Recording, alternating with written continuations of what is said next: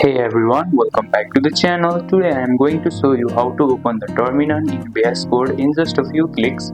It's super easy and I'll guide you through every method. So let's jump right into it. First of all, open the VS Code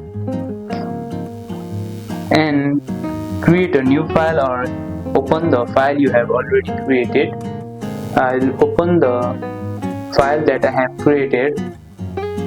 After opening it, at the top of the menu bar you will see the option terminal. Click on that and you will see the option called new terminal and your terminal will be open. All you can do is use the keyboard shortcut, press Ctrl plus the back tick key above the tab. On Mac, press Command plus. Now method 3 is to Ctrl Shift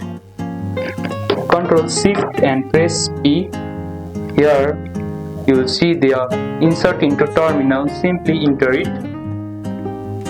And method 4 is to right click inside your editor or folder area. You can right click on your folder area and here and choose open in integrated terminal, or you can run this program and you will see the option called terminal. Click on it and that's it. Now you know several quick way to open the terminal in VS Code. If this helped, hit the like button, subscribe for more coding tips and drop a comment if you want to see more VS Code tricks, and I'll see you in the next one.